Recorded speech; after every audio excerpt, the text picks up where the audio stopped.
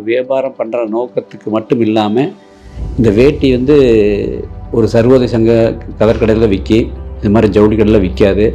ஏதோ இச்சல்கரஞ்சிலேருந்து பாலிஸ்டர் வேஷ்டி போக்குவரத்தை வாங்கி வச்சுட்டு வந்துருக்குறோம். அப்படி ஏதோ புதுசாக போட்டு கொண்டு வந்து கொடுத்துருக்குறேன் காட்டன் வேஷ்டின்னு அப்படின்னு சொல்லிட்டு அவருக்கு வந்து உள்ளூரை வந்து அந்த மாதிரி ஒரு காட்டன் வேஷ்டி வந்து போட்டு தரமாக கொடுக்கறதுக்கு ஆள் இல்லைங்கிற ஆதங்கத்தை என்கிட்ட வெளிக்காமிக்காமல் என்னை வந்து வேறு விதத்தை அந்த குவாலிட்டி பற்றியெல்லாம் கேட்டு அது இப்படி டெவலப் பண்ண அப்படி டெவலப் பண்ண அப்படின்னு சொல்லி என்னை மிகப்பெரிய அளவுக்கு ஒரு பெரிய டெக்னிக்கல் பர்சன் வந்து எனக்கு எல்லாம் சொல்லி கொடுத்தாரு.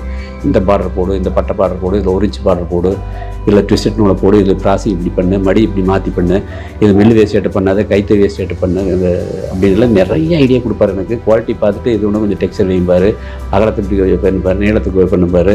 இப்படி ஒவ்வொரு விஷயத்தையும் அந்த உன்னிப்பாக பார்க்குறபோது ஒரு பெரிய நெசவாளிக்கே ஒரு ஐடியா கொடுக்குற அளவுக்கு அந்த ரகத்தை பற்றியெல்லாம் சொல்லுவார்.